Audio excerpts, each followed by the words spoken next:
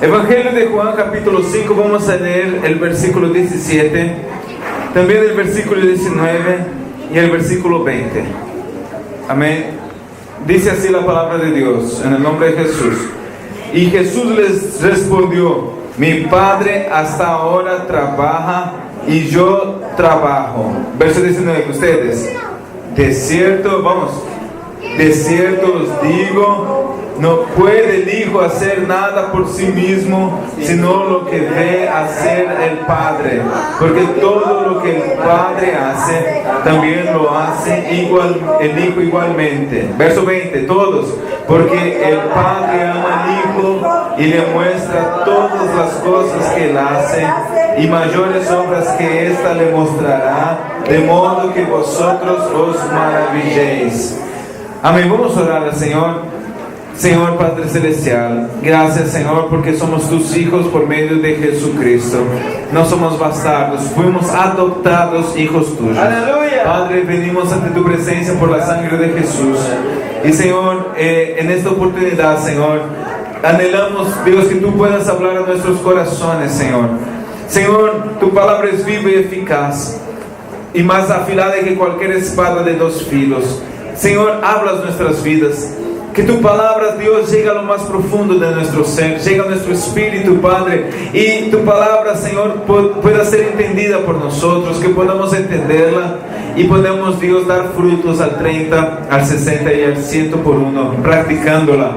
Dios, en el nombre de Jesús, toda distracción, todo pensamiento paralelo ahora sea llevado cautivo a la obediencia de Cristo. Padre, que no estemos aquí solo de cuerpo, pero que podamos, Dios, estar con nuestra mente también en ti, Señor, concentrados, Padre. En el nombre de Jesús, habla con nuestras vidas y cámbianos, Padre. Queremos, Señor, ser buena tierra, en el nombre de Jesús, para tu gloria. Amén. Gloria a Dios. Tome su asiento, querido hermano. Alabado sea el nombre del Señor. Aleluya. Muy bien. Hoy quiero dar continuidad a lo que habíamos hablado ayer. Habíamos empezado a hablar con respecto a cómo hacer la voluntad perfecta de Dios. Y hemos visto, para que nosotros podamos hacer la voluntad de Dios, que es necesario que nosotros tengamos una mente renovada. Una mente con revelación. No una mente natural, no una mente carnal, sino que una mente espiritual. Queridos, si usted renueva su mente por la palabra de Dios, ¿qué es lo que va a suceder con usted? Usted va a ser transformado. ¿Transformado en qué? Romanos 8, verso 29 dice la Biblia: para que seáis hechos conforme a la imagen de su Hijo, para que Él sea el primogénito entre muchos hermanos. Usted va a ser transformado a la imagen de Jesús. Es el objetivo de Dios, que las personas puedan ver en ti y en mí a Jesús. Ahora, una vez que usted es transformado, usted va a poder experimentar cuál es la buena, la agradable y la perfecta voluntad de Dios, una vez que usted es transformado. Queridos, ayer les hablé con respecto a tener revelación en la palabra. La revelación, ella abre tus ojos a cosas que tú no veías.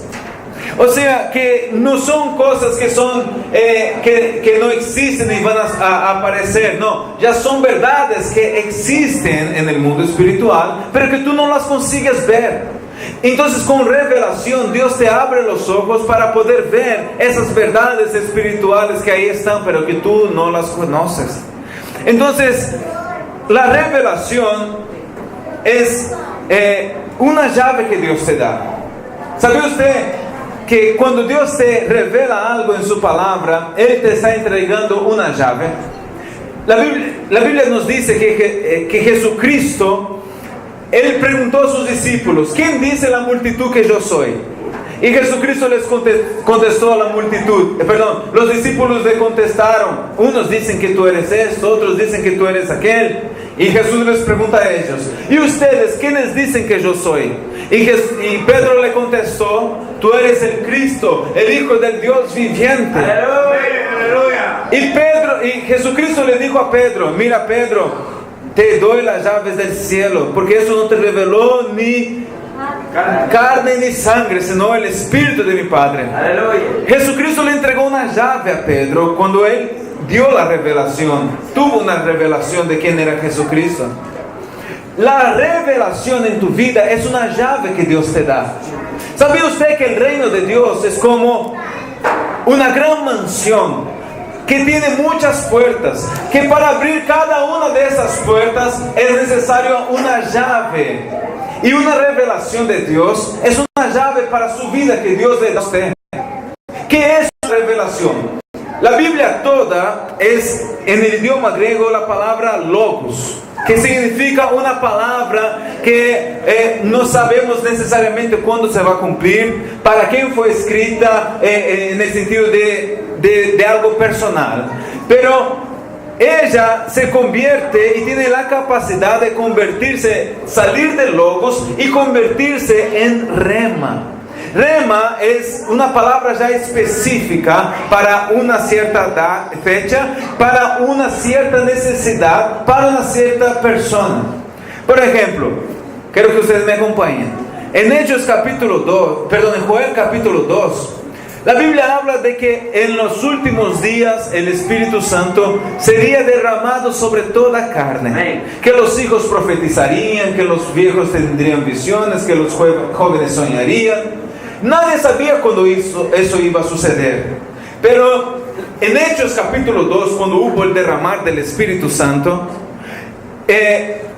las personas pensaban que los discípulos estaban borrachos. Pero Pedro le dijo: varones, señores, lo que está pasando aquí, ellos no están borrachos. Lo que está sucediendo aquí, que ustedes están viendo, es lo que el profeta Joel había dicho. Que en los últimos días vuestros hijos soñarían, y empezó a hablar que era el cumplimiento de lo de Joel. Ustedes perciben que en Joel estaba en Logos. Nadie sabía cuándo iba a suceder, pero en Hechos capítulo 2, aquella palabra se tornó un rema en la vida de los apóstoles, en la vida de los discípulos. Y Pedro, basado en lo que estaba sucediendo ahí en aquel entonces, él dice: y esta promesa es para todos cuantos Dios llamare, los que están cerca y los que están lejos. Él nuevamente pone esa promesa ahora en el Logos. En otras palabras, si usted está leyendo la Biblia, si usted se encuentra con este pasaje de Hechos, y al leer la palabra de Dios, usted ve esta promesa es para todos cuantos Dios llamare, y usted dice: wow, esta promesa es para mí. Aleluya. El Señor también quiere llenarme de su Espíritu Santo. El Señor también quiere llenarme de su presencia. Y usted permite que aquella palabra le haga a usted, se torne en vida a usted, y usted ve que la palabra ya no es una palabra que usted no sabe cuándo va a suceder, es una palabra que está saltando de la Biblia para usted. Se está tornando rema en su vida, se está tornando una revelación en su corazón. Dios le está dando en esa oportunidad una llave a usted. Aleluya. Lo mismo sucede cuando usted lee la Biblia y usted se encuentra con un versículo que habla de sanidad, o un versículo que hable de prosperidad, o un versículo que hable de salvación para algún familiar. Cuando Dios le abre los ojos para algún versículo de la palabra de Dios, Dios le está dando revelación a usted y le está entregando a usted una llave. La revelación entonces es una llave. Pedro tuvo una revelación y Dios le dijo: te doy las llaves del reino. Entonces usted tiene que cuidar las llaves que Dios le da por medio de la revelación. ¿Quiere usted más revelación? Usted tiene que tener más oración. ¿Cómo así? La Biblia dice: clama a mí y te responderé, y te enseñaré cosas grandes y ocultas que tú no conoces. ¿Quieres que Dios te revele más cosas en su palabra? Tienes que orar más. Alguien le preguntó a un siervo de Dios: ¿cuál es más importante, la oración o la lectura de la Biblia? Y él le dijo: mira, pregúntale a un pájaro cuál es más importante, su ala derecha o su ala izquierda. Los dos son importantísimos para nosotros cristianos, tanto la oración cuanto la lectura de la Biblia. Y cuanto más oración usted tiene, más revelación usted tendrá en la palabra de Dios. Clama a mí y te mostraré cosas grandes y ocultas que tú no conoces. Más oración, más cosas ocultas Dios te va a mostrar en su palabra. Dios quiere que usted tenga revelación. La palabra de Dios, ella es como una semilla. En 1 Pedro 1:23 dice que nosotros nacimos de nuevo, no de una semilla corruptible, sino de la semilla incorruptible de la palabra de Dios.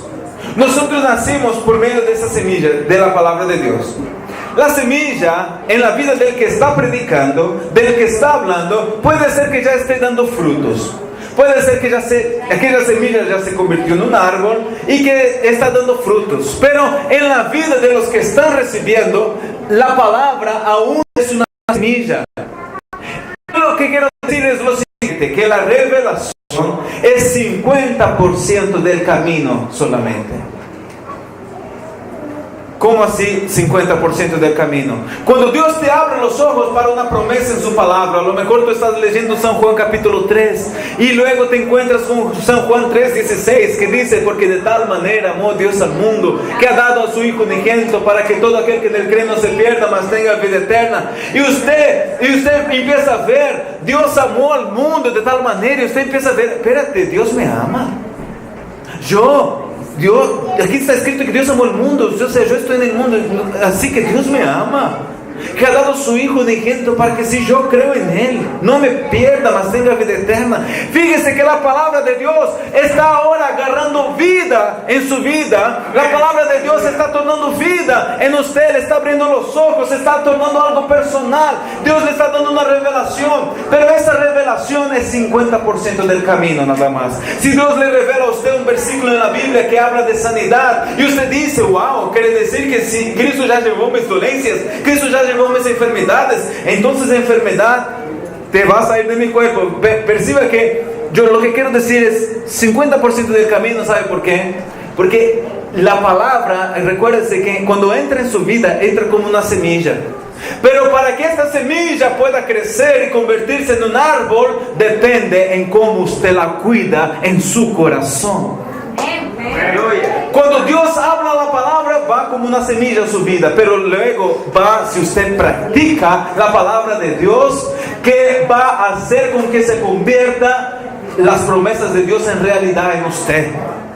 O sea que el otro 50% del camino está en cómo usted reacciona con la palabra de Dios. ¿Qué actitud usted toma con lo que Dios le está dando a usted? Dios le mostró una promesa, Dios le dio una llave, pero usted ahí la deja a un lado. Entonces, aunque Dios le dio eso, usted está menospreciando la bendición de Dios. Usted está menospreciando la promesa de Dios. Aleluya. En Juan capítulo 5, lo que hemos leído aquí en el versículo 17 y versículo 19 y 20,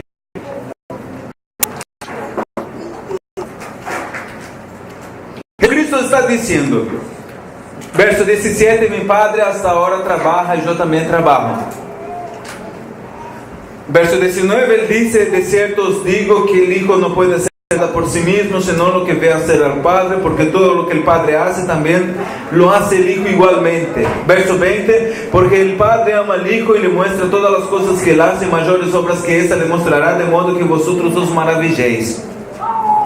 Miren, queridos, nuestro objetivo es parecernos ¿con quién? Con Jesús. Cristianismo, yo les dije el otro día, debe ser sinónimo de servicio, porque Cristo vino a servir. Y si yo sigo a Cristo, debo parecerme con lo que Él era. Ayer les empecé a decir que Dios quiere transformarnos conforme a la imagen de Jesús. Romanos 8:29, a los que antes conoció, a esos también predestinó para que sean hechos conforme a la imagen de Jesús. Aquí estamos viendo a Jesús, que es nuestro, queremos que Él crezca en nuestro corazón, queremos que Jesús pueda ser visto en nuestras vidas, queremos parecernos a Jesús. Y aquí está diciendo: mi Padre, Jesús dice, hasta ahora trabaja y yo también trabajo. Jesús estaba aquí en la tierra, pero Él dice: mi Padre está trabajando. ¿Cómo Él podía saber que el Padre estaba trabajando? Si el Padre no estaba aquí en la tierra y Jesús sí estaba aquí en la tierra. Porque Jesús tenía discernimiento espiritual. Jesús conseguía ver lo que el Padre estaba haciendo. Él tenía una comunión con el Padre y Él veía lo que el Padre estaba haciendo. Y en lo que él veía que el padre estaba haciendo, él decía: mi padre está trabajando y yo trabajo con mi padre, yo también no estoy trabajando. ¿Qué significa eso? Jesús, en el tiempo en el que él estaba aquí en la tierra, él ya veía las obras del Padre y él hacía lo que el Padre estaba haciendo. Quiero decirte, ¿quieres hacer la voluntad perfecta de Dios? ¿Quieres hacer la obra de Dios como Jesús la hizo? En Romanos 12:2, acuérdese que somos renovados por medio de la renovación de nuestra mente, somos transformados por medio de la renovación de nuestra mente para que experimentemos la buena, agradable y perfecta voluntad de Dios. Jesús, Él hizo y cumplió toda la voluntad del Padre. Entonces vamos a aprender con Jesús cómo cumplir la voluntad del Padre. Jesús, Él dice que el Padre trabaja. Yo quiero decirte que el Padre está trabajando desde el principio de la creación. En el principio de la creación, el Padre estaba... había ya hecho todo el mundo, había construido todo, pero él vio que la humanidad empezó a alejarse de Dios. La humanidad empezó cada uno a seguir su camino, y en eso que ellos seguían cada uno su camino, Dios decidió mandar un diluvio sobre la tierra. En eso que él había decidido mandar un diluvio sobre la tierra, él vio y miró a un hombre que buscaba y que le temía a él, llamado Noé. Y a este hombre él le dijo: Noé, yo quiero que tú me construyas un arca, porque yo voy a mandar un diluvio sobre la tierra. Noé vio y oyó lo que Dios estaba haciendo, que iba a mandar un diluvio. Obedeció la orden de Dios, que era construir el arca, y empezó a construir el arca. Pero en aquel tiempo aún no había llovido sobre la tierra, y todavía Noé vivía lejos del mar.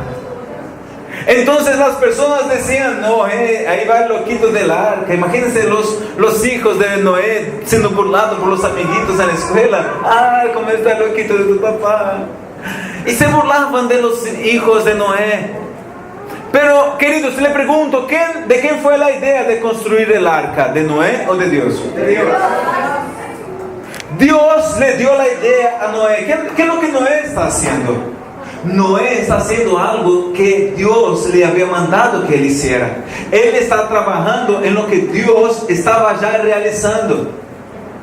En otras palabras, a los ojos humanos ahí era una locura lo que él estaba haciendo, pero él sabía que él no estaba haciendo algo en vano. Él estaba trabajando con Dios. Jesucristo dijo: mi Padre hasta ahora trabaja. El Padre estaba trabajando allá y Noé estaba trabajando con el Padre. Ahora, después pasaron algunos años y el pueblo de Israel ya había 400 años que estaba esclavizado en Egipto. El pueblo empezó a clamar desde su prisión, de sus cárceles: Dios, ten misericordia de nosotros, sacanos a la libertad. Dios, queremos ya estamos cansados de estar aquí sirviendo a estos egipcios. Y Dios, Él escuchó la oración del pueblo, y Él iba a traer liberación al pueblo, pero Él necesitaba de una persona. Y Él llamó a una persona por medio de una zarza. Una zarza es un arbusto, y ese arbusto estaba con fuego, y llama a Moisés. Y le dice a Moisés: Moisés, yo voy a liberar a mi pueblo, y yo quiero usarte a ti para que vayas y lo traigas y saques mi pueblo de esa cárcel de donde ellos están. Moisés, imagínense, recibió el llamado de Dios. Fue ahí a donde estaba Faraón, que era como que digamos el presidente de aquella nación de Egipto. Y él se aproxima allá a donde está el Faraón y le dice: mira, Faraón, Dios dice que usted tiene que dejar con que el pueblo se vaya. Faraón, ¿quién eres tú? ¿Quién es tu Dios? Y Moisés entonces saca el bastón y se lo bota al piso y se convierte en una culebra. Wow, imagínate qué gran señal. Pero los magos de Faraón hicieron lo mismo, sacaron sus bastones y tiraron, se convirtieron en culebras también. Pero la culebra de Moisés se tragó a las culebras de los magos. Moisés agarró el bastón por la cola de nuevo y se convirtió en bastón. Imagínense cómo estaba como culebra. Y miren, una señal. ¿Por qué puso esa señal? Porque Moisés estaba en obediencia en lo que Dios estaba haciendo, que era hacer liberación al pueblo. Moisés vio lo que Dios estaba haciendo y empezó a trabajar con él. Luego Moisés va a donde está el rey, ahí en el río Nilo, y toca las aguas y se convierten en sangre. Y los magos del faraón van y hacen lo mismo, se convierte también en sangre. Pero los magos de faraón no consiguieron hacer lo que Moisés hizo con respecto a los piojos. No ni crearon piojos los magos después de Moisés, de faraón. Pero usted conoce la historia que vinieron 10 plagas al pueblo de Egipto. Vinieron úlceras, vinieron granizos del cielo, vino la plaga de la oscuridad, la muerte del primogénito, aquellos gafanhotos en portugués se dice, las ranas, grillos, langostas, eso. Miren, ¿cuántas plagas vinieron? ¿Usted cree que un hombre, ser humano común y corriente, pudiera hacer con que todo aquello ocurriera? No. Pero Dios usó a Moisés, porque Moisés estaba trabajando con Dios. Lo mismo, querido, es lo que Jesucristo nos está queriendo enseñar. Si usted empieza a trabajar con el Padre Celestial, cosas mayores que esta, dijo Jesús, le mostrará de manera que vosotros os maravilléis. Ahora Jesucristo dice, mi Padre hasta ahora trabaja y yo también trabajo. Luego Jesucristo dice, de cierto os digo que el Hijo no puede hacer cosa alguna, sino lo que ve hacer al Padre. Miren, por favor, esto puede cambiar su vida y su ministerio. Jesucristo dice, el Hijo no puede hacer cosa alguna sino lo que ve hacer el Padre. Si Jesucristo reconocía su dependencia cuando Él estaba aquí humanamente en la tierra, decía, yo no puedo hacer cosa alguna de mí mismo sino lo que veo hacer al Padre, cuanto más tú y yo. Debemos ser dependientes del Señor. En Juan 15:5 Jesucristo dijo, permaneced en mí y yo en vosotros, de la misma manera que un ramo no puede dar fruto si no permanece en la vid, ustedes tampoco si no permanecen en mí. Aleluya. Nuestro reto, queridos, es todos los días acordarse, Jesús, yo soy la rama, tú eres el tronco. Sin ti, Jesús, yo no voy a tener vida para producir frutos. Por eso hoy, Jesús, yo quiero permanecer en ti. Oh, Jesús, no quiero salir de aquí sin ti. Yo te necesito, Jesús, ven conmigo hoy. Yo quiero salir afuera con tu presencia. Acompáñame, Jesús, ven conmigo a donde quiera que yo vaya, Jesús. Debemos andar con Jesús. Sin Jesús no podemos hacer nada. Jesucristo dice, el Hijo no puede hacer nada por sí solo, sino lo que ve hacer al Padre. Jesucristo quedaba mirando, ¿qué es lo que el Padre está haciendo? Padre, ¿a dónde estás trabajando? Y lo que él veía hacer al Padre, entonces él empezaba a hacer lo que el Padre estaba haciendo. Dios ya está trabajando, queridos. Dios está trabajando aquí en nuestra vecindad. Dios está trabajando en tu universidad, en tu escuela, en tu trabajo, en el supermercado. Dios está trabajando en todos los lugares. Pero Él está buscando personas que quieran trabajar juntamente con Él, que quieran ver lo que Él está haciendo y empiezan a hacer lo que Él está haciendo. Una cosa es que yo le pregunte a Dios, Dios, ¿cuál es tu propósito para mi vida? Otra cosa es que yo le pregunte a Dios, Dios, ¿cómo mi vida puede encajarse en tu propósito? Una cosa es que yo le pregunte a Dios, Dios, ¿cuál es tu voluntad para mi vida? Pero la pregunta correcta es, Dios, ¿cuál es tu voluntad? Porque cuando usted pregunta, Dios, ¿cuál es tu voluntad para mi vida? Usted está pensando que el mundo está girando alrededor tuyo. Y el mundo no gira alrededor tuyo. Entonces cuando usted pregunta, Dios, ¿cuál es tu voluntad? Dios te va a mostrar, mira, esta es mi voluntad. Entonces Él te muestra la voluntad de Él y tú podrás encajar tu vida en la voluntad de Él. Él es el centro de las cosas, no nosotros. Dios, ¿cuál es tu voluntad? Él te va a mostrar, entonces yo voy a hacer tu voluntad, encajo mi vida en tu voluntad. Queridos, yo viví en Guatemala un año como misionero en el Petén. Cuando estaba ahí en Guatemala, estaba viviendo en San Benito. Y ahí estaba en una terminal de buses esperando a otros misioneros que llegaran. En la terminal de buses yo me acordé de este versículo que dice: el hijo de cierto no puede hacer nada por sí solo, sino por lo que ve hacer al Padre. Y yo empecé a decirle: Padre, muéstrame lo que estás haciendo. Yo no puedo hacer nada de mí mismo. Muéstrame lo que tú estás haciendo aquí en esta terminal de autobuses. ¿Cómo estás trabajando? Abre mis ojos, yo quiero ver lo que tú estás haciendo. Quiero trabajar contigo. Y de repente una persona que estaba tosiendo a mi lado, una persona que estaba a mi lado se levanta tosiendo. Y yo, en aquel momento yo pensé: ¿coincidencia? No, Dios está trabajando y me estaba invitando a que yo trabajara con Él. Me estaba mostrando que esa persona era una persona que yo necesitaba hablar de Jesús a esa persona. Me aproximo a esa persona, le empiezo a hablar de sanidad, de Jesús a esta persona. Terminé de hablar de Dios a esta persona, yo le continúo preguntando al Señor: Señor, ¿qué más estás haciendo aquí en esta terminal? ¿A dónde estás trabajando? Abre mis ojos, yo quiero trabajar contigo, muéstrame lo que estás haciendo. Y me mostró otra persona al fondo. Y yo fui allá donde estaba esa otra persona, porque Dios me lo estaba mostrando y yo quería trabajar con Dios. Y le empiezo a hablar de Dios a esa persona, y le predico a esa persona. Luego le pregunto a Dios: ¿a dónde más estás trabajando? ¿Qué más estás haciendo aquí? Y me muestra otra persona, y en fin hablé a varias personas de Jesús, porque yo estaba trabajando con Dios.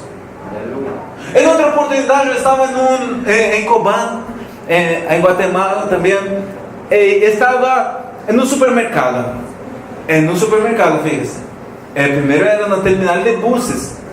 Y ahora estás en un supermercado con un carrito y le pregunto: Dios, yo sé que tú estás trabajando aquí en ese supermercado. ¿Qué es lo que estás haciendo aquí en ese supermercado, Señor? ¿Dónde estás trabajando? Muéstrame cómo lo que tú estás haciendo aquí. Y aparece de repente, cuando yo estoy orando eso, un brasileño. Y yo, como brasileño, quiero hablar en portugués. Y dije: oh, gloria a Dios, coincidencia, no, Dios está trabajando. Me estaba mostrando a aquella persona para que yo trabajara con él. Y en eso que apareció el brasileño, yo me aproximo al brasileño y le digo, y empiezo a hablarle de Dios a aquel brasileño. Y aparecen otros 6 brasileños junto con aquel brasileño, y le predico a todos ellos. ¿Por qué pude hablar de Dios a aquellas personas? Porque estaba trabajando con Dios. Otra oportunidad, yo estaba en una gasolinería en Grand Prairie, en Texas, cerca de Dallas. Y estaba abasteciendo el carro. Y en eso que le estoy poniendo gasolina al carro, yo a la gasolinería le pregunto al Señor: Señor, ¿cómo estás trabajando aquí? ¿Qué es lo que estás haciendo aquí en esa gasolinería? ¿Dónde estás trabajando? Y de repente aparece una persona paralítica en una silla de ruedas. Dios estaba trabajando y Él me estaba abriendo los ojos para trabajar juntamente con Él. ¿Coincidencia? No, Dios estaba trabajando. Queridos, y nosotros no debemos huir de lo imposible para Dios. De lo imposible a los ojos humanos, porque para Dios no hay nada imposible. Y esa persona que estaba en paralítica, yo fui a orar por esa persona. A lo mejor usted diga: pero si no sucede el milagro, no es culpa de usted. Usted continúe orando, ore por los enfermos, ore por las personas que necesitan, porque un día el milagro va a suceder. Pero debemos disponernos en orar por las cosas que son imposibles a los hombres humanos.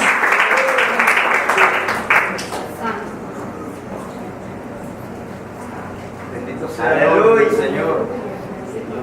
Miren lo que Jesucristo dijo: el Hijo no puede hacer nada de sí solo, sino lo que ve hacer al Padre. Una vez yo compartí eso y una joven agarró la enseñanza y se fue a la universidad. En la universidad, en su clase, ella empieza a decirle: Dios, yo he aprendido que tú estás trabajando aquí.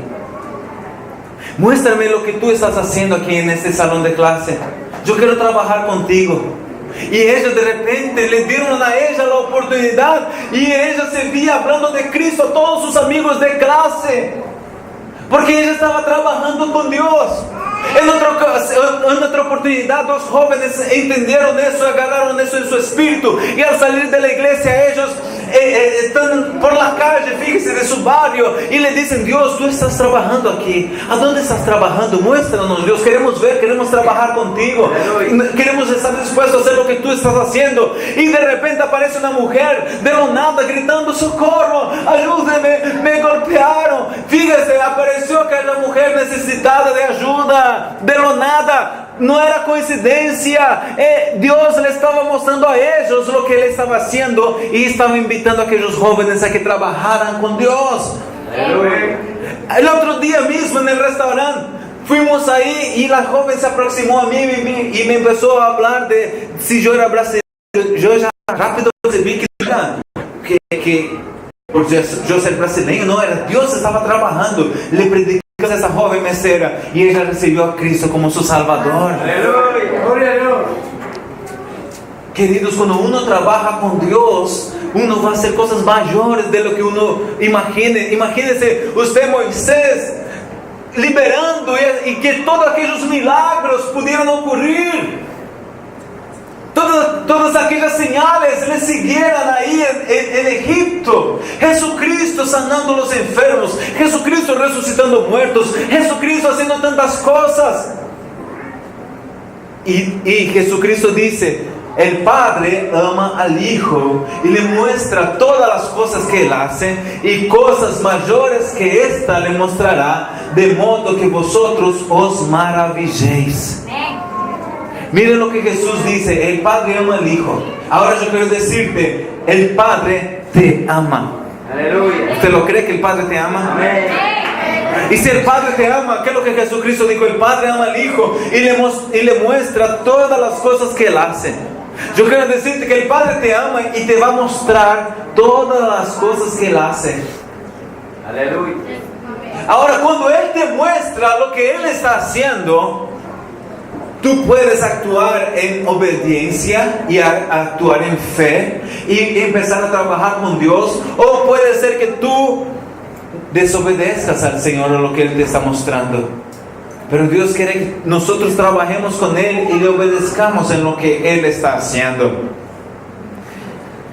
Queridos, ese es nuestro gran objetivo: convertirnos como Jesucristo. Y para que usted pueda convertirse como Jesús, o sea, permitir con que Jesús crezca dentro de usted, el carácter de Cristo crezca dentro de usted, es necesario que haya identificación.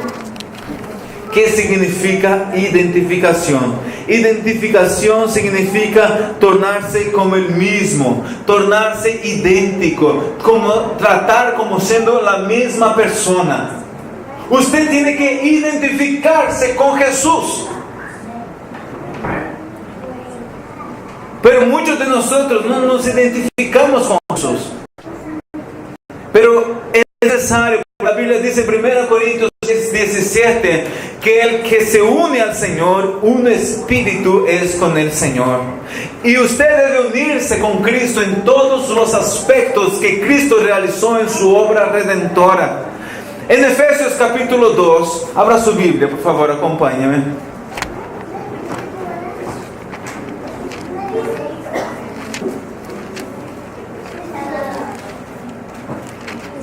Verso 1, luego el verso 4 al 6.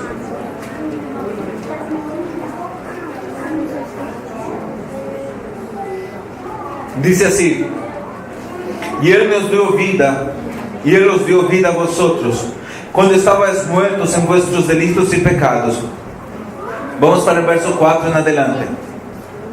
Pero Dios, que es rico en misericordia, por su gran amor que nos amó, aun estando nosotros muertos en pecados, nos dio vida juntamente con Cristo. Por gracias sois salvos.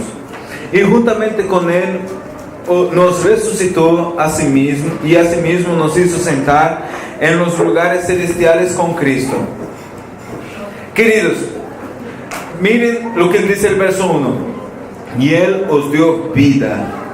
O sea que nos volvió a dar vida, nos tornó vivos. Ahora en el verso 5 dice: por gracia sois salvos. En otras palabras, que la gracia nos capacita a que nosotros seamos identificados con la muerte y la resurrección de Jesucristo, por medio del nuevo nacimiento, la gracia de Dios. Entonces, la primera parte de nuestra identificación con Cristo, Él dice, y Él os dio vida estando vosotros muertos en delitos y pecados. Usted estaba muerto por el pecado, amén. Pero ¿qué pasó?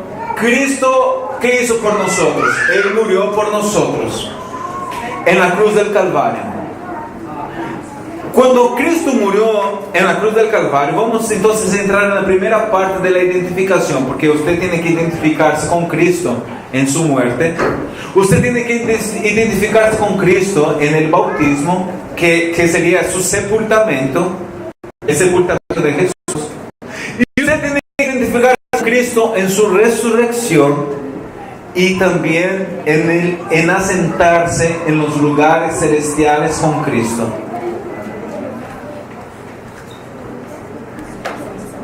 ¿Me están acompañando? Primera parte de nuestra identificación es nuestro juzgamiento con Jesucristo. Abra su Biblia, por favor, en Romanos, capítulo 4.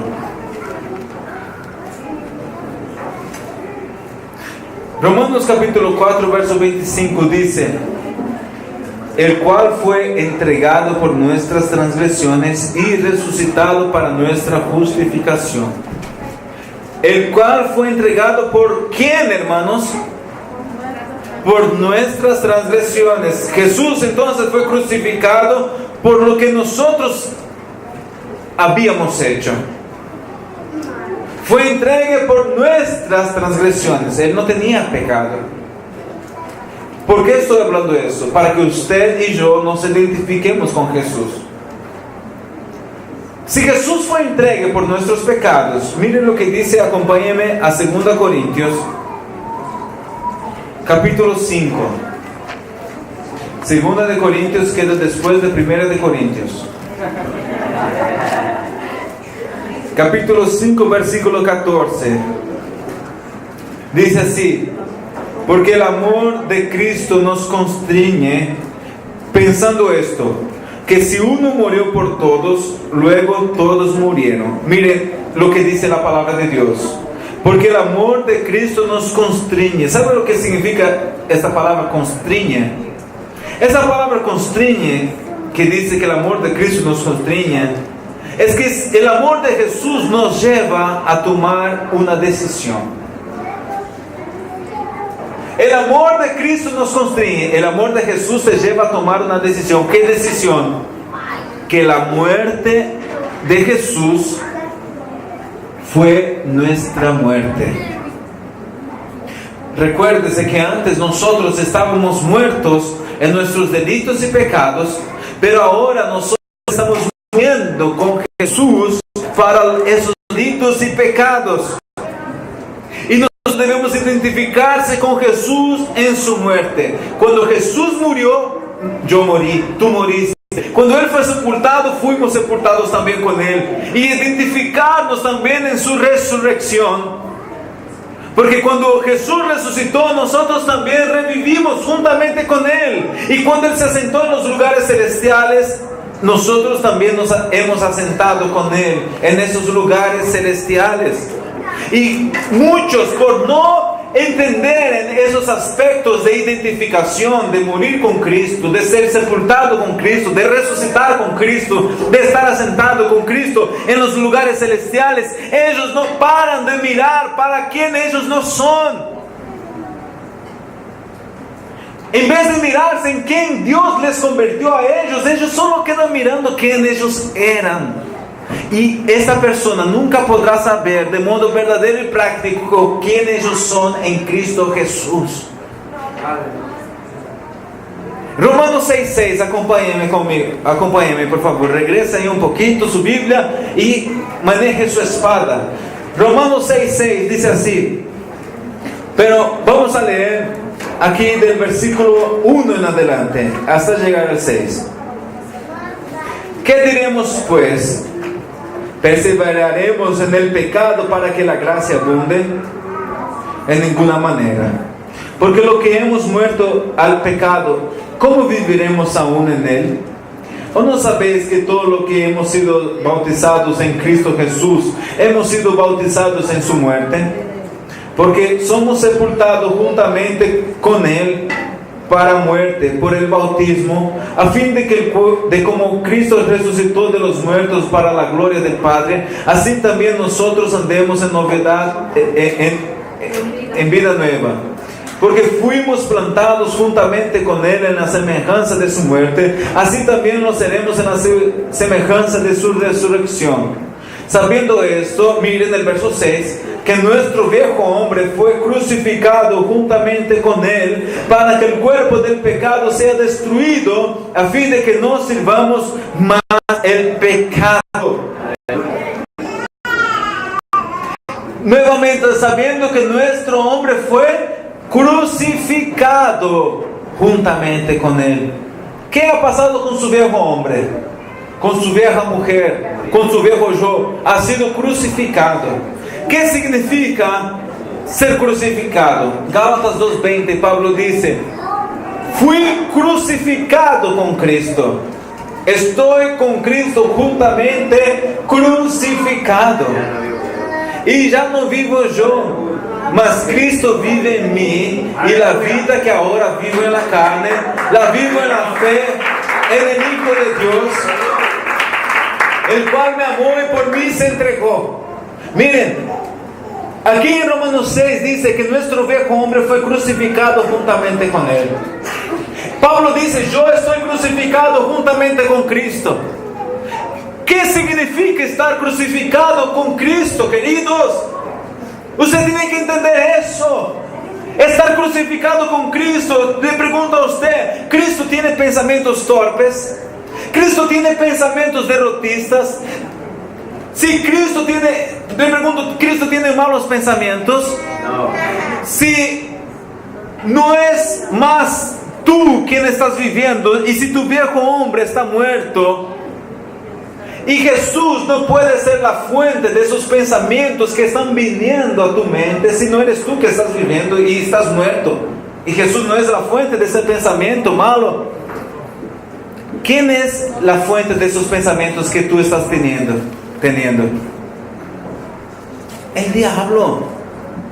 El diablo está siendo la fuente de esos malos pensamientos que tú estás teniendo, porque ellos no vienen de Cristo. Y si tú supuestamente estás muerto con Cristo. Aleluya. Ahora yo te pregunto: ¿cuántos están muertos con Cristo? Levante la mano. Amén.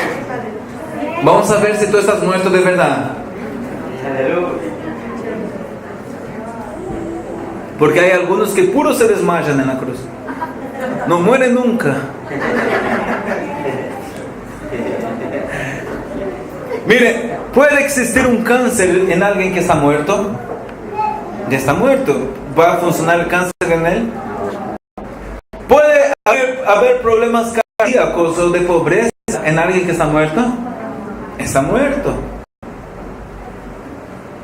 ¿Qué pasa cuando alguien murió y le mandan aún biles, cuentas para que él tenga que pagar?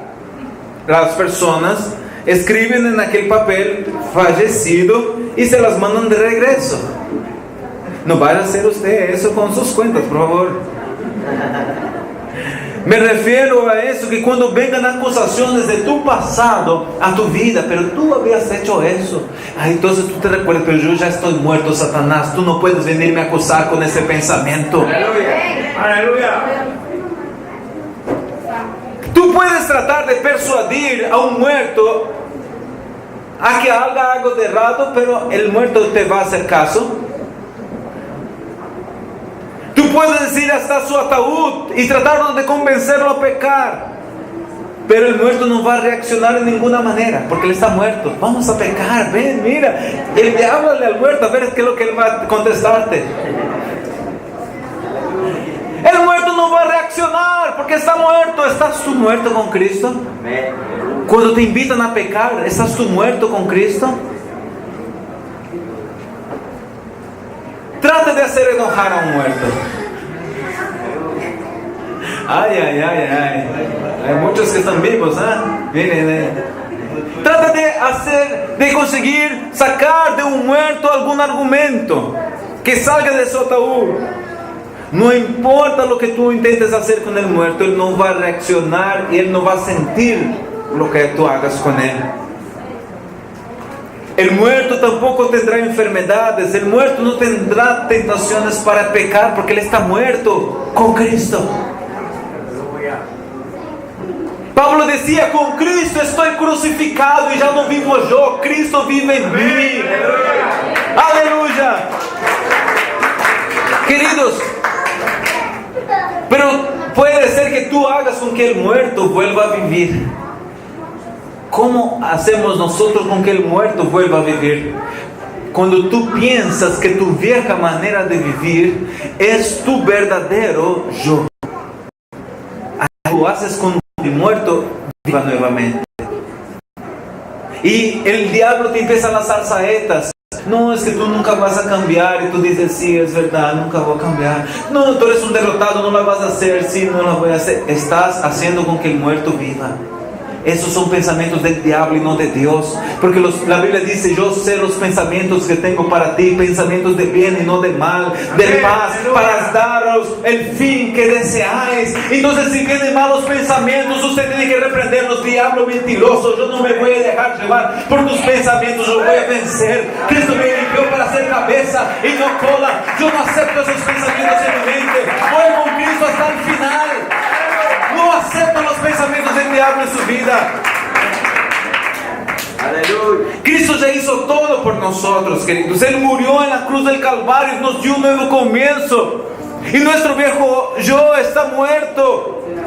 Entonces nosotros necesitamos pensar en lo que Él nos hizo, más de lo que nosotros éramos. Necesitamos estar separados y apartados de una vez por todas de nuestra vieja manera de vivir, de los pecados del pasado. Debemos tornarnos más parecidos con Jesús que con nuestros problemas.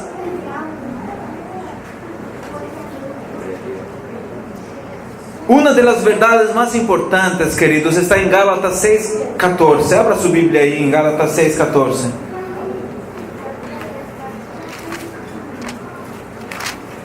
Mira lo que dice aquí la Biblia.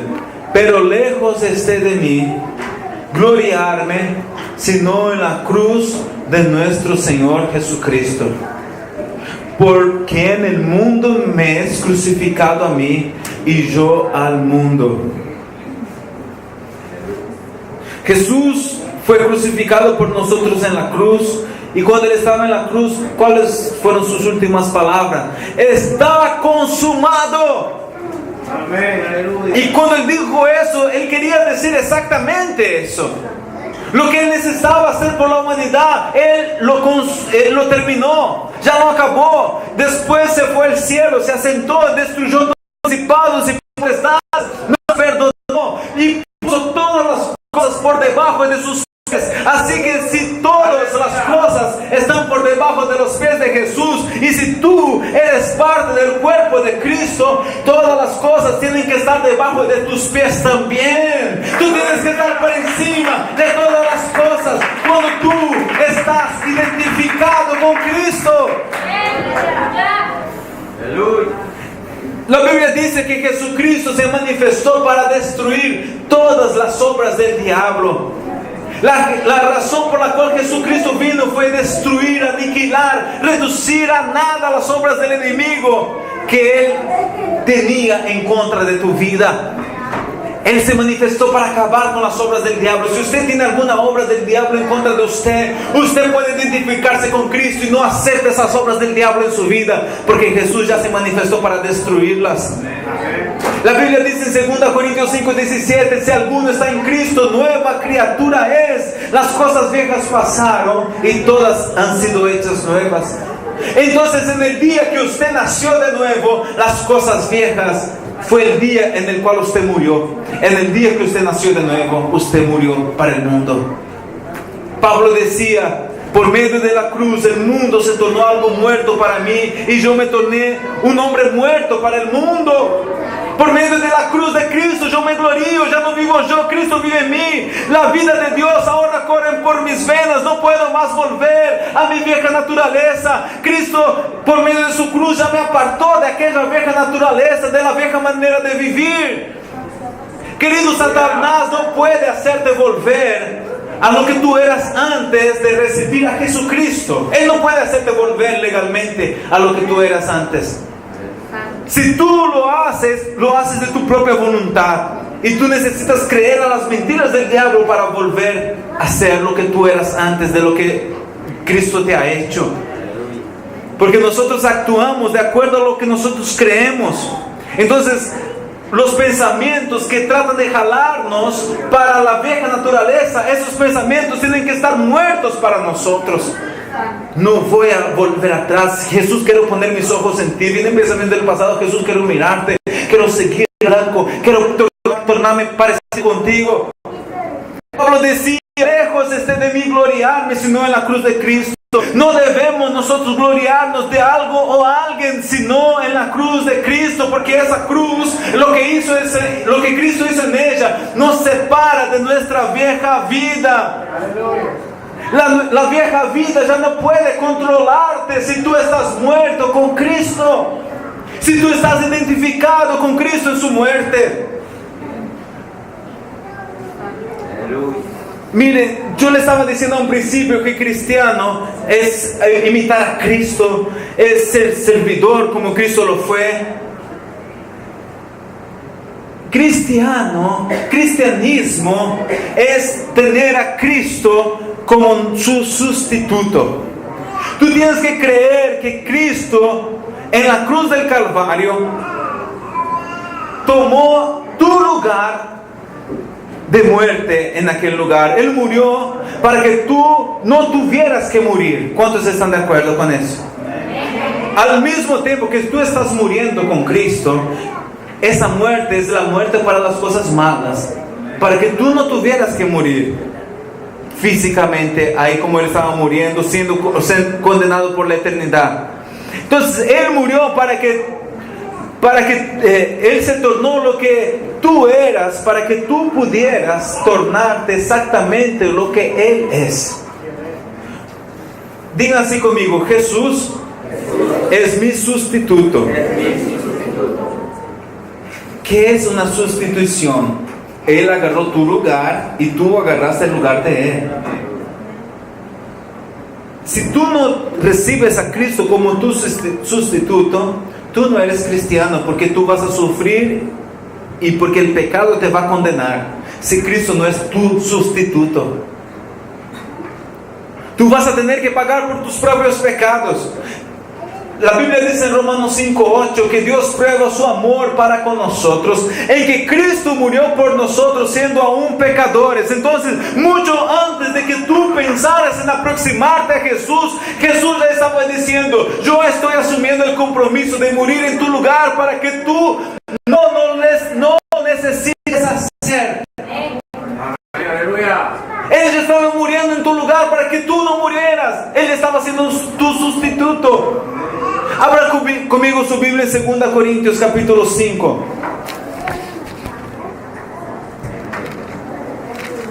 Versículo 21.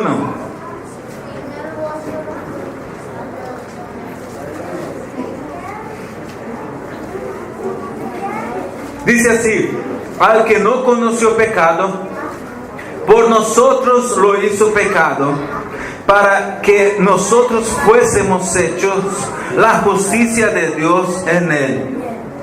Lean todos en voz alta conmigo: al que no conoció pecado, por nosotros lo hizo pecado, para que nosotros fuésemos hechos la justicia de Dios en Él.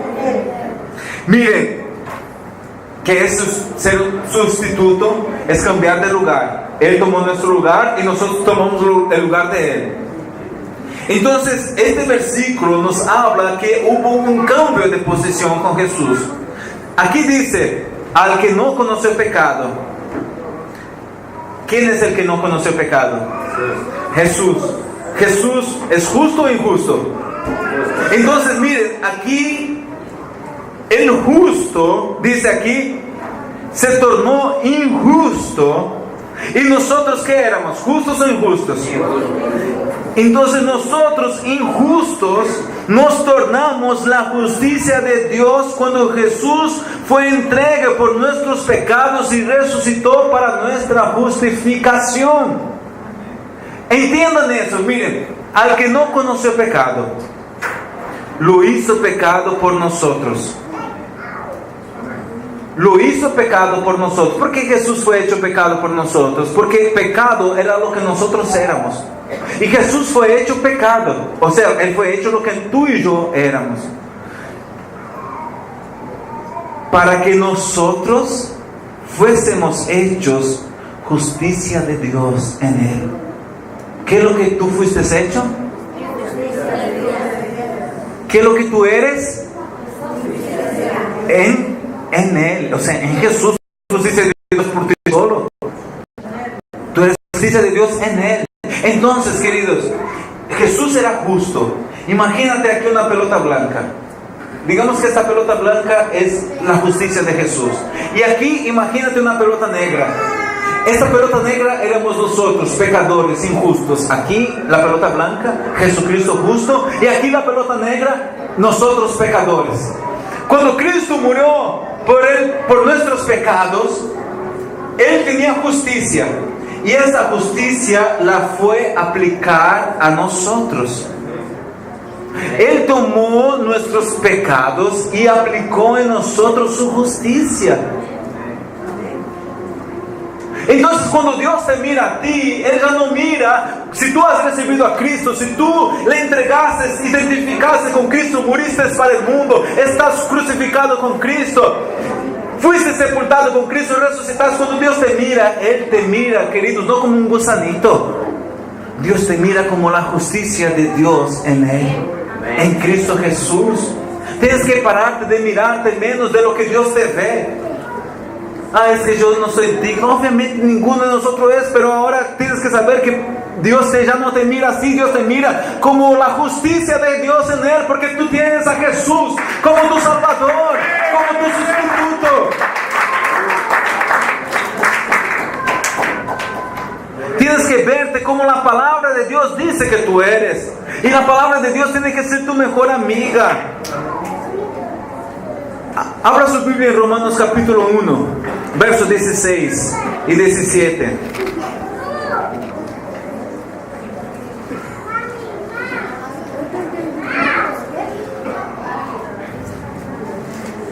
Dice así: porque no me avergüenzo del Evangelio, porque es poder de Dios para salvación a todo aquel que cree, al judío primeramente y también al griego. El Evangelio, amén. Ahora, ¿qué es lo que dice el 17? Miren: porque en el Evangelio la justicia de Dios se revela por fe y para fe, como está escrito: el justo por fe vivirá.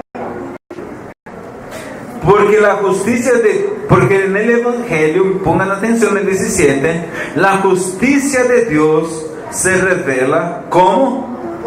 Por fe y para fe, como está escrito: mas el justo por la fe vivirá. ¿Cómo se revela la justicia de Dios? ¿Por tus obras buenas? Por la fe se revela la justicia de Dios. Ahora, otra versión dice así: una justicia que del principio al fin es por la fe. La justicia de Dios del principio al fin es por fe. En el Evangelio la justicia de Dios se revela por fe y para fe, como está escrito: mas el justo vivirá. Miren, el Evangelio revela, es la manera de Dios de tornar a los hombres justos cuanto Él es justo. El Evangelio dice: porque en el Evangelio de Dios se revela por fe y para fe la justicia de Dios. ¿Qué es lo que es la justicia de Dios? La justicia de Dios es de la manera que Él te ve como alguien como si nunca hubiera pecado, como una persona que nunca hubiera cometido ningún error. Humanamente jamás pudiéramos nosotros presentarnos a Dios, pero es por medio del Evangelio, fíjese, dice aquí la Escritura, que se revela la justicia de Dios. Es el medio por el cual Dios se transforma en justo. Es un proceso que del principio al fin es completamente hecho por la fe. Si tú recibes las promesas de Dios por la fe, tú eres hecho justo por Dios. Aquí no dice que tus acciones son justas, sino que el Evangelio es la manera que Dios hace para tornarte justo. No es por tus propias justicias, sino por el Evangelio. Que quede eso claro. ¿Qué tiene usted que hacer? Lo que usted tiene que hacer, abra su Biblia conmigo en Hebreos 10:23.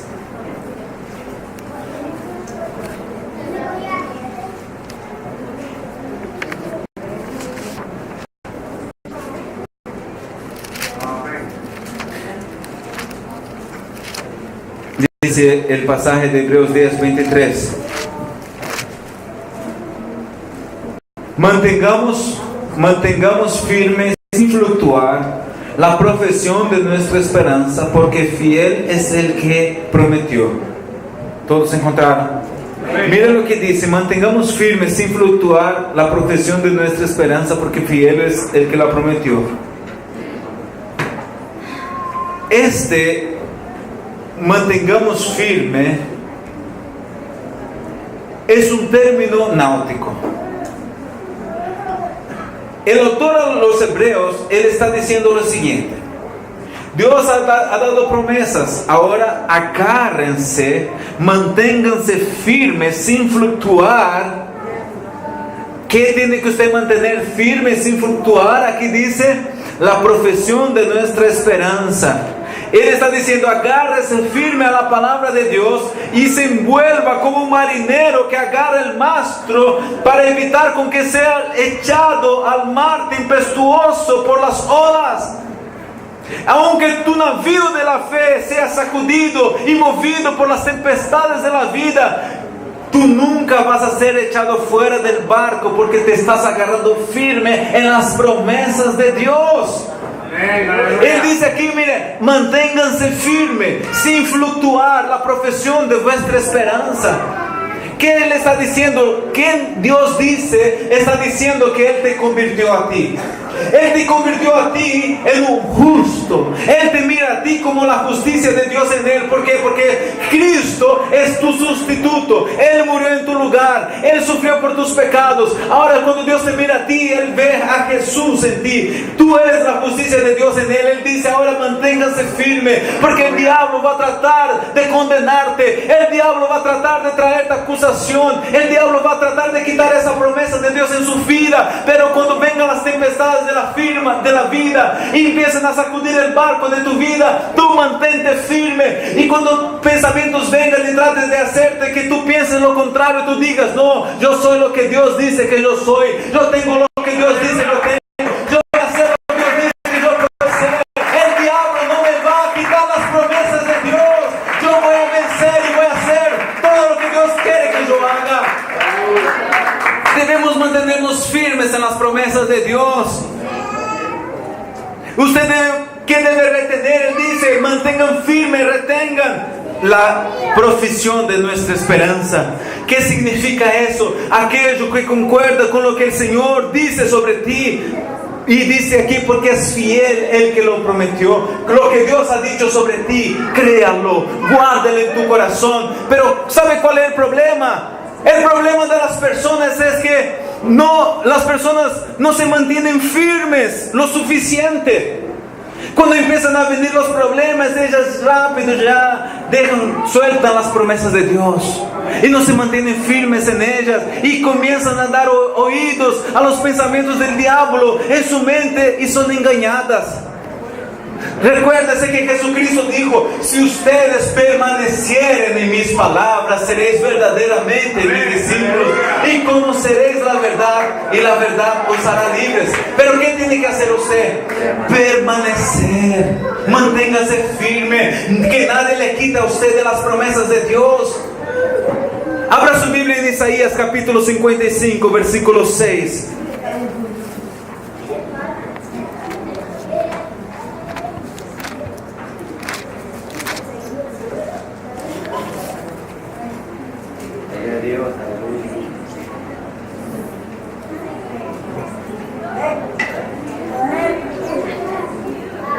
Dice así, Isaías capítulo 55, versículo 6. Buscad a Jehová mientras pueda ser hallado, llamadle en tanto que está cercano. Verso 7. Deje el impío su camino y el hombre inicuo sus pensamientos. Vuélvase a Jehová, que tendrá de él misericordia, y al Dios nuestro, el cual será amplio en perdonar. Entonces, aquí dice, buscad a Jehová mientras pueda ser hallado, llamadle en tanto que se acerca. Amén. Luego dice el verso 7, deje el impío. ¿Quién es el impío? El impío es una persona que no conoce a Dios. Deje el impío su camino y el hombre inicuo. ¿Quién es ese hombre inicuo? El hombre inicuo es una persona que vive en negligencia con sus deberes comunes en relación a Dios. Deje el inicuo sus pensamientos y vuélvase a Jehová, el cual tendrá de él misericordia, y al Dios nuestro, el cual será amplio en perdonar. Lo que esta persona tiene que hacer para tener una comunión con Dios, que es abandonar su pensamiento, es alejarse de todo pensamiento injusto, y debe convertirse al Señor, porque el Señor va a compadecerse de esta persona. Nuestro Dios es grandioso en perdonar. Amén. Bueno, acompáñame al verso 8. Dice así: porque mis pensamientos no son vuestros pensamientos, ni vuestros caminos mis caminos, dijo Jehová. Entonces puede ser que tú ya hayas dejado los pensamientos inicuos, hayas dejado tu propio camino de pecado. Por ejemplo, tú dejaste ya de adulterar, de fornicar, dejaste las drogas, dejaste los pensamientos que te apartan del camino para la vida eterna, y quieres mejorar y quieres hacer la voluntad perfecta del Padre en tu vida. Ahora, quiero decirte que los pensamientos que son depresivos, la falta de interés, el pesimismo, son también pensamientos que te alejan de lo que Dios desea para ti, y te alejan de los pasos del Señor para tu vida, si tú permites con que esos pensamientos también estén en tu vida. Dios dijo aquí: mis pensamientos no son tus pensamientos, mis caminos no son tus caminos. Dios no está diciendo que tus pensamientos necesariamente son pensamientos equivocados, cerrados, pero Él está diciendo: mis pensamientos no son tus pensamientos, mis pensamientos son mejores que tus pensamientos. Muchas personas piensan que saben más de lo que Dios, y tratan de resolver sus problemas sin la ayuda de Dios, pero Dios está diciendo: mis pensamientos son mejores que tus pensamientos. Dios nos está invitando a pensar con los pensamientos de Él, que son más altos de que tus pensamientos y que mis pensamientos. Cuando yo me paro en la palabra de Dios, cuando yo pongo la palabra de Dios en mi mente, yo estoy eligiendo pensamientos que son más altos. Yo estoy eligiendo pensamientos que son más altos que los míos, que son más inteligentes que los míos.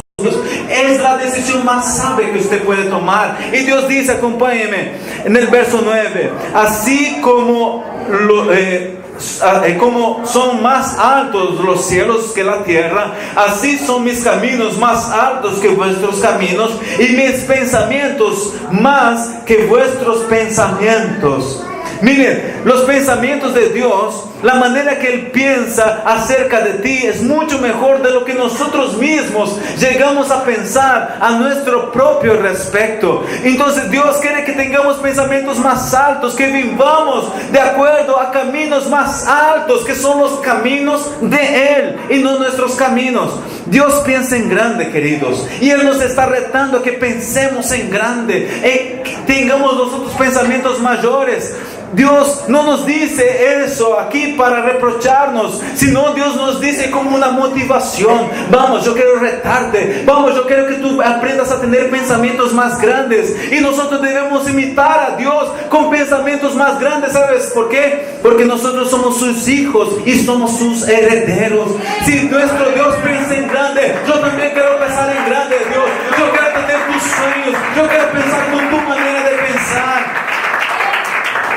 Ya tenemos nosotros esta capacidad de hacerlo. Por eso Él nos pide que nosotros pensemos en grande, porque es posible hacer eso. Nuestros pensamientos deben ser grandes, porque si nuestros pensamientos son grandes, nuestro destino también lo va a ser. Dios tiene cosas grandes para nosotros. Dios es grande y Dios es sinónimo de grandeza y de perfección. Todo lo que Dios hace es grande. Los pensamientos de Dios son grandes. ¿Quieres conocer los pensamientos de Dios?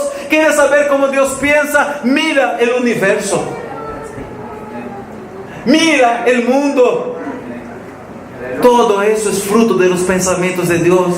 Mira a tu alrededor. Cada una de las personas que están fueron sueños, pensamientos de Dios.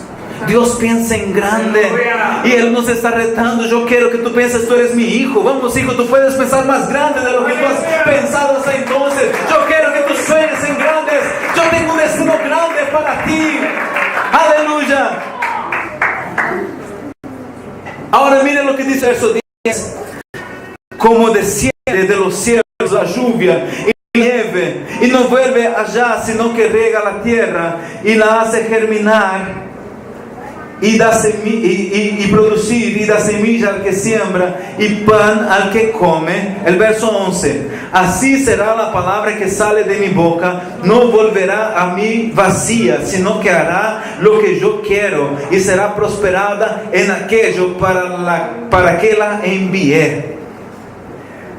La lluvia, Dios está diciendo, y la nieve, verso 10. Mira cómo descienden de los cielos la lluvia y la nieve, hacen la tierra producir y brotar. Amén.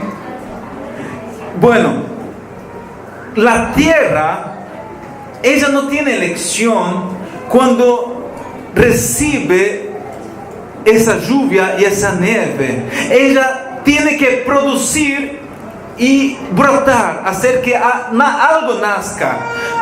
Cuando ella recibió la lluvia, la tierra tiene que producir algo.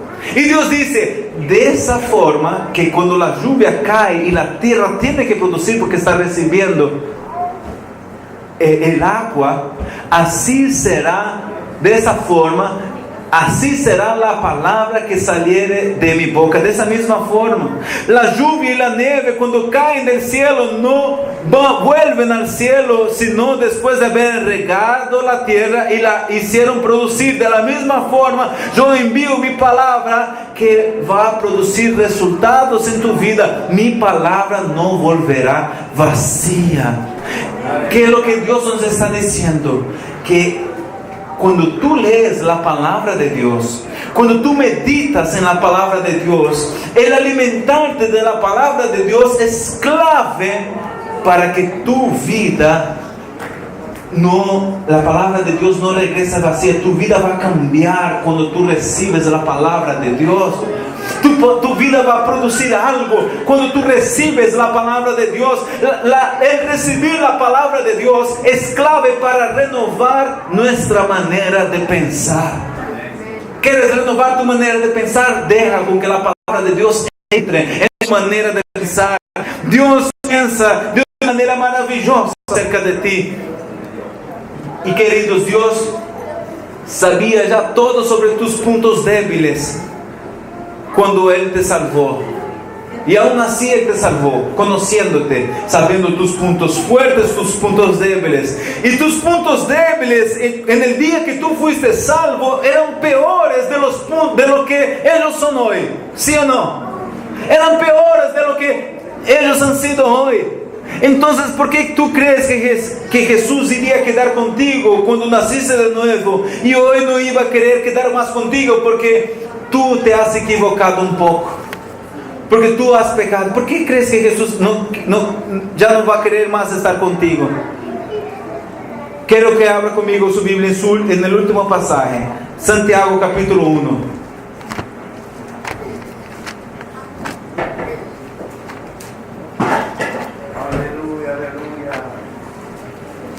Santiago 1, versículo 21 en adelante.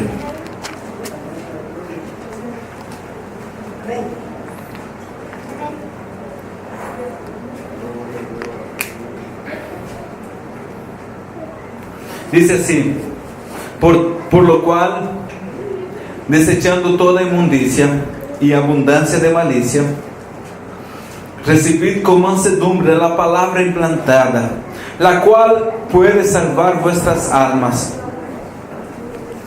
Miren, Dios está diciendo, ustedes tienen la palabra dentro de ustedes.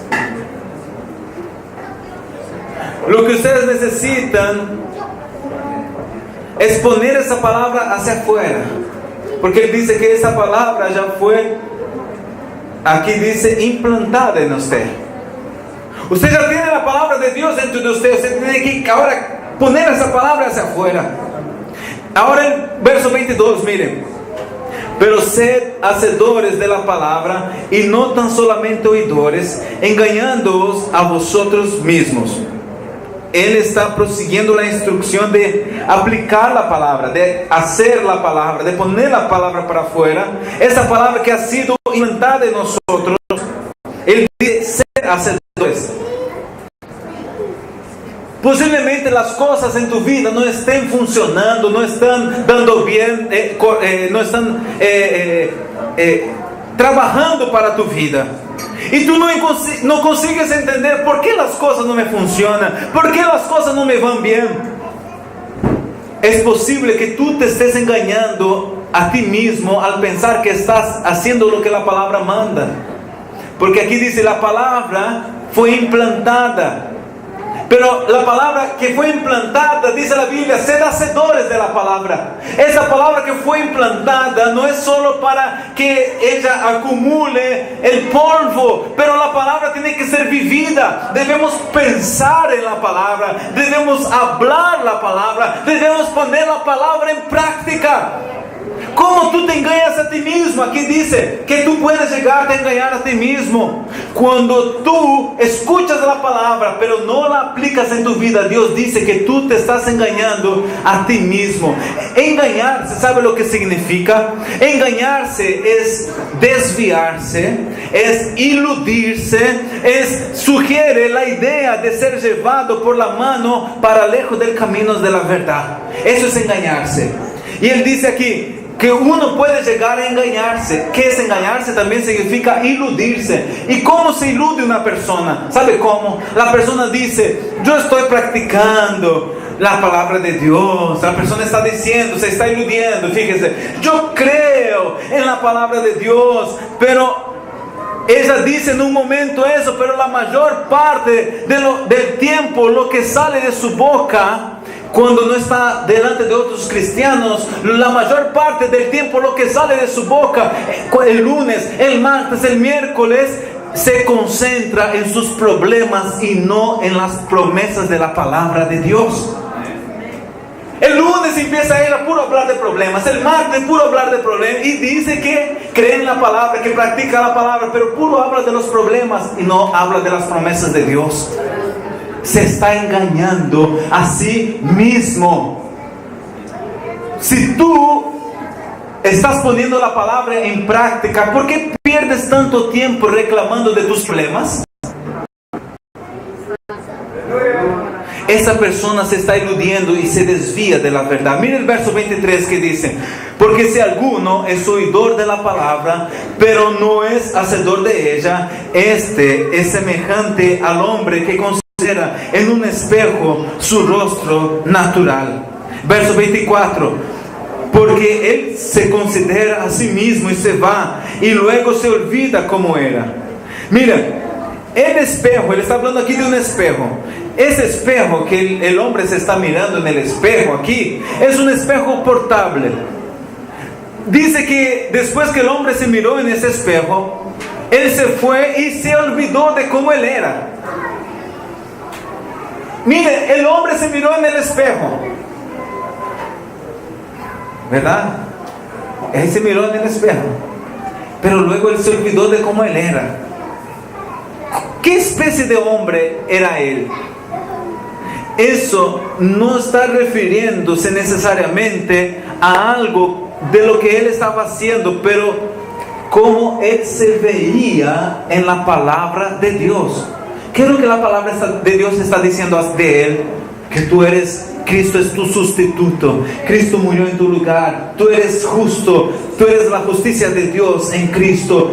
El Señor te ve y cuando te mira, ve a Jesús en ti. Mira, eso es lo que Él es. Él se está mirando, Él se está viendo lo que Él es, las promesas de Dios.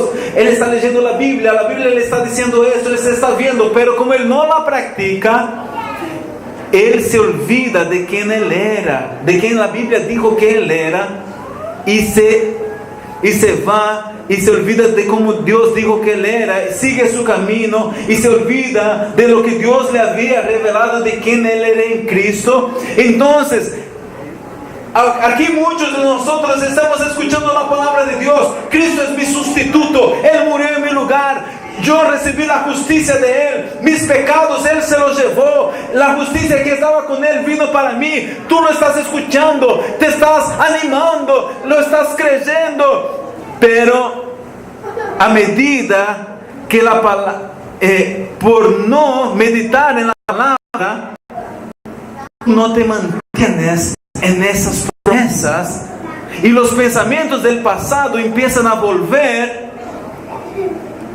Y fíjate aquí, el que escuche y no practique es semejante a un hombre que se mira en el espejo, que se mira y luego se va.